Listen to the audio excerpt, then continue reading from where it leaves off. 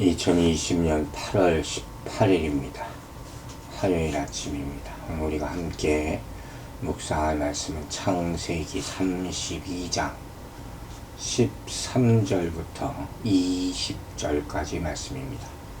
창세기 32장 13절 말씀 펼치시고 읽겠습니다. 야곱이 거기서 밤을 지내고 그 소유 중에서 형 에서를 위해 예물을 택하니. 자, 야곱이 이제 에서를 만나기 직전의 상황이 옵니다. 야곱은 하나님의 사자들을 만났던 마하나임에서 외롭고 두려운 밤을 지새우고 있습니다. 이 마음을 누가 알겠습니까? 그러나 하나님이 보호해 주신다는 약속을 받았지 않았습니까? 하지만 그도 연약한 인간이기에 사람을 두려워할 수밖에 없는 그런 모습인 것입니다. 형이 자기를 위해서 400명을 데리고 온다. 자기를 죽이러 오는 것이 아니겠습니까? 밤을 지샌다 하는 말이 21절에도 나옵니다. 이런 말들이 반복되고 있는 거예요. 즉 지금 야곱은 잠 못 이루면서 고민하고 기도하고 이런 시간을 반복하고 있는 것으로 보입니다. 그러다가 그렇게 고민하다가 결국 형 에서를 위해서 예물을 준비하게 됩니다. 그의 소유 중에서 이렇게 말을 하고 있습니다. 그의 손에서 온 것으로부터 라는 문자적인 의미입니다.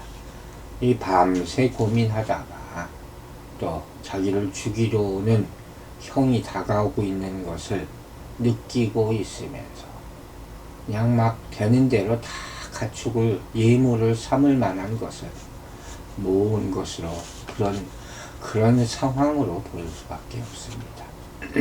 그런데 여기서 이런 단어가 사용됐어요. 예물을 택하니. 이 택한다는 취한다는 뜻이지만 문맥에 따라서 다양한 의미로 번역되는 그런 단어입니다. 야곱은 과거의 에서의 장자권의 명복과 그의 복을 다 빼앗았습니다. 바로 그런 의미와 비슷한 의미가 여기 나오는 택한다는 말입니다.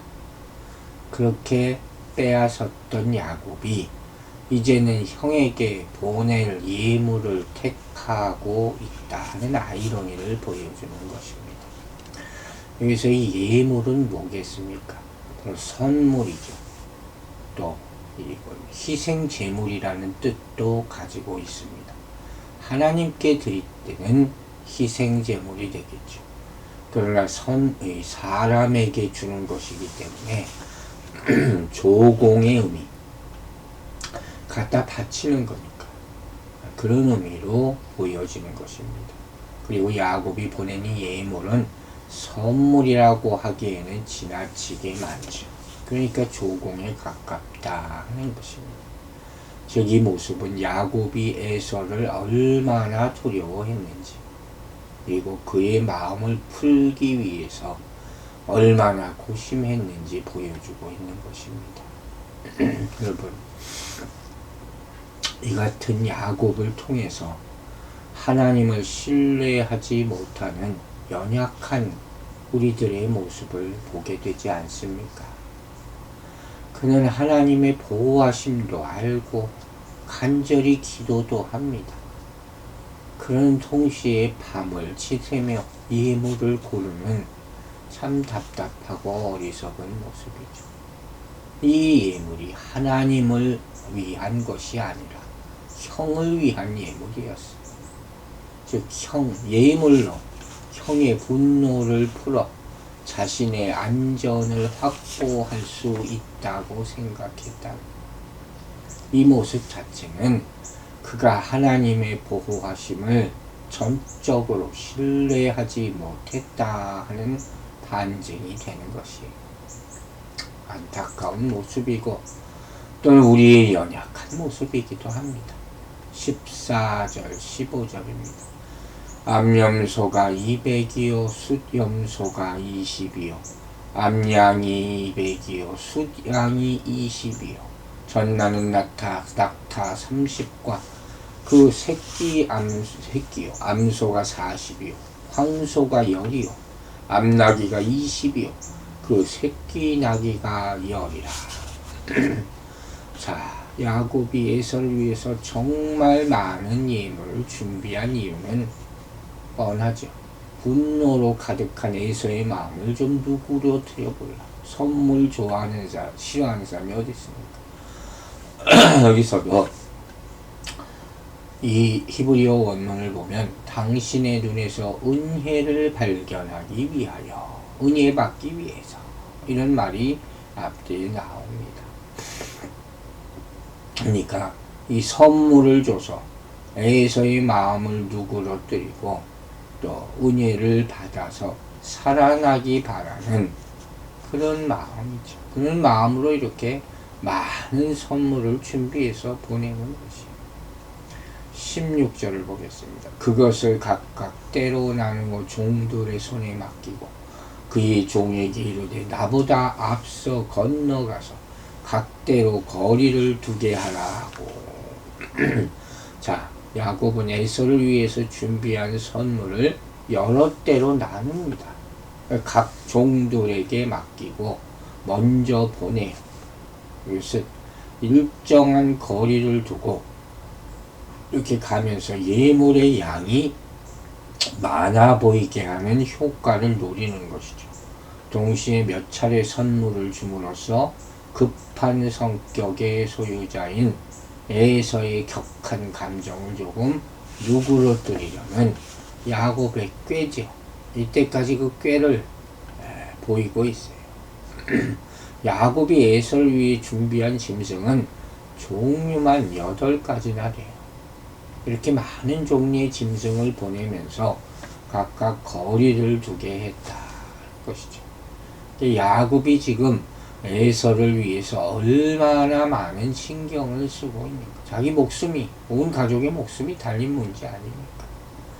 그렇기 때문에 이렇게 성경이 야곱이 준비한 선물에 대해서 자세히 기록하고 있는 것이에요. 여러분, 이 상황을 한번 보십시다. 우리가 하나님의 보호하심을 확신하지 못하면 자신의 생각과 계획과 준비를 의지하게 되는 거예요. 이를 통해서 자신의 인생 문제를 해결하고 안전과 보호를 확보하려고 합니다. 그러나 하나님 없는 계획과 준비는 불신앙의 결과일 뿐입니다. 32장 17절 18절 봅니다. 그가 또 앞선 자에게 명령하여 이르되 내 형 에서가 너를 만나 묻기를 내가 누구의 사람이며 어디로 가느냐 내 앞에 것은 누구의 것이냐 하거든 대답하기를 주의 종 야곱의 것이요 자기 주 에서에게로 보내는 예물이오며 야곱도 우리 뒤에 있나이다 하라 하고. 야곱은 에서에게 보내는 짐승떼를 몰고 앞서가는 이 종들에게 명령을 내리죠. 누가 아니면 이 에서가 너를 만나 묻거든 이렇게 얘기하는 거예요. 이미 종들에게 지금 예상 질문과 답변을 준비시키는, 이것도 야곱의 꽤 임기응변적인 그런 모습이죠. 이런 얘기를 답변하라 이렇게 알려주는 것이. 야곱은 이렇게 에서에게 전하는 말 가운데 여기 보니까 자신을 뭐라고 표현하느냐, 주의 종 야곱 이렇게 표현합니다. 야곱은 지금까지 자기를 주의 종이라고 칭한 적이 없어요. 그런데 마하나임 사건 이후부터 자신을 주의 종이라고 칭하고 있습니다. 하지만 여기서 주는 누구를 가리키는 것입니까? 에서죠. 에서를 주라고 칭하고 있어요. 이것이 합당한 호칭인지 진짜 의도가 무엇인지는 물론 생각해 봐야 됩니다. 이 야곱의 의도에 대해서 성경은 분명하게 언급하고 있지는 않습니다. 다만 야곱이 드디어 이제 하나님의 천사와 씨름하고 나서 에서를 만났을 때 이렇게 고백합니다. 내가 형님의 얼굴을 배운즉 하나님의 얼굴을 본 것 같사오며. 33장 10절이 나오는 말씀, 유명한 말씀이죠. 5절에서 야곱이 내 주께 은혜 받기를 원하나이다 이렇게 고백한 것에서 알 수 있듯이 그는 하나님이 그에게 은혜를 베푸셔서 그를 돕고 계시다는 증거를 에서의 눈을 통해서 발견하기를 원했던 것입니다. 그래서 다 주라는 호칭을 쓴 것으로 볼 수가 있는 것입니다. 야곱의 아들 요셉과 그의 형들의 대화에서도 나중에 보면 형들이 자신들을 종이라고 하는 언급이 나오죠. 창세기 50장 18절입니다. 그의 형들이 또 친히 와서 요셉의 앞에 엎드려 이르되 우리는 당신의 종들이니이다. 죽게 되면 다 종입니다. 말이 나오는 것 같아요. 야곱은 지금 각 짐승떼를 종들에게 부탁하면서 이렇게 말하는 것은 이 야곱이 지금 이 짐승떼를 드리면서 이게 다 주께 드리는 선물임을 강조하고 있는 것입니다. 그리고 또한 뭐라고 얘기합니까? 야곱도 우리 뒤에 있나이다. 즉 이렇게 물질적 보상만 하는 것이 아니라 몸소 지금 죄에 대한 용서까지도 빌겠다는 전가를 지금 하고 있는 것이죠. 행여 여기까지 와서 도망치거나 다른 속셈을 품고 있지 않습니다. 이렇게 에서에게 확신을 주려는 그런 태도를 온갖 방법으로 보이고 있는 거예요. 19절 보겠습니다. 그 둘째와 셋째와 각 떼를 따라가는 자에게 명령하여 이르되 너희도 에서를 만나거든 곧 이같이 그에게 말하고. 자, 야곱이 선물을 이렇게 몇 차례 구분해서 보내죠. 그 선물 받는 사람의 입장에서는 선물이 또 있어? 또 있어? 이런 느낌을 받게 하는 것이고, 또 같은 말을 반복해서 이렇게 시키는 것은 반복적인 메시지를 통해서 에서의 마음이 누그러지기를 기대했기 때문이죠. 자, 이와 같은 모습은 야곱이 아직도 믿음이 아니라 자신의 꾀, 계략에 의지하고 있다는 것을 보여주는 것이에요. 둘째와 셋째 각 떼를 따라가는 자, 이렇게 이런 표현이 있어요. 떼를 따라간다. 여러분 보통 가축을 치는 목자는 목자가 앞에 따라가죠. 양떼들이 앞에 가고 양떼들이 뒤에 따라옵니다. 그런데 지금은 목자들로 하여금 가축대 뒤를 따르게 합니다. 그러니까 이 선물을 먼저 보이게 하고, 그래서 에서의 마음을 회유시키게 하려는 그런 야곱의 모습, 의도가 나타나고 있습니다. 이제 20절 읽겠습니다. 또 너희는 말하기를 주의 종 야곱이 우리 뒤에 있다 하라 하니 이는 야곱이 말하기를 내가 내 앞에 보내는 예물로 형의 감정을 푼 후에 대면하면 형이 혹시 나를 받아주리라 함이었더라. 이제 와서 야곱이 형 에서를 위해서 예물을 준비한 의도를 스스로 밝히고 있습니다. 즉 형 에서가 선물을 받고 마음이 누그러지기를 기다리는 모든 지금 준비가 다 그런 거예요. 감정을 푼 후에 라고 표현했어요. 이 원어 성경을 보면 내가 그의 얼굴을 덮으리라. 이 덮다라는 것은 용서하다는 의미를 가지고 있거든요. 즉 피해를 받은 사람들에게 선물을 안겨주고 그 얼굴을 가림으로써 자신에게 가해진 해를 보지 못하게 하려는 그런 꾀를 부렸다 하는 것이죠. 이게 선물로 에서의 마음을 돌리려는 그런 모습이에요. 야곱이 기대했던 것이 바로 이런 것이죠. 하지만 여러분, 진정한 감사의 선물이 아닌 마음을 사기 위한 선물은 한시적으로 감정을 누그러뜨릴 수 있을지는 몰라도 바람직한 것은 아니에요. 진정한 마음의 선물만이 진심을 전달할 수 있는 것입니다.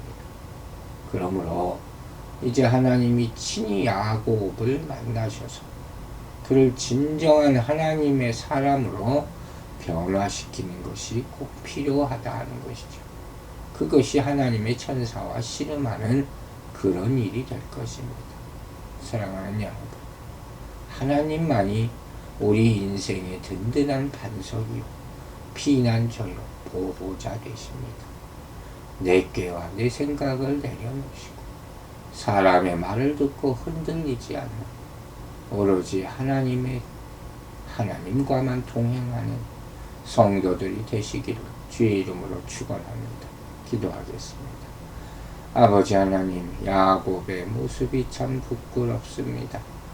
하나님이 보여주신 것이 있음에도 불구하고 자기께로 형 에서를 설득하려는, 또 그 화를 당장만 모면해 보려는 그런 잔꾀로 어떻게 하나님의 사람이라고 할 수가 있습니까? 아버지, 우리가 참으로 힘들으니 이때 하나님께서 마하나임 군대를 우리에게 보내주셔서 우리의 연약한 마음을 붙잡아 주시고 우리에게 힘을 허락하여 주시고 우리가 다시 살아 일어날 수 있도록 도와주시옵소서. 하나님의 천사와 씨름한 야곱처럼 우리 씨름하지 않으면 안 된다는 사실을 잊지 않도록 성령님께서 깨우쳐 주시옵소서. 감사드리며 예수 그리스도의 이름으로 기도했습니다. 아멘.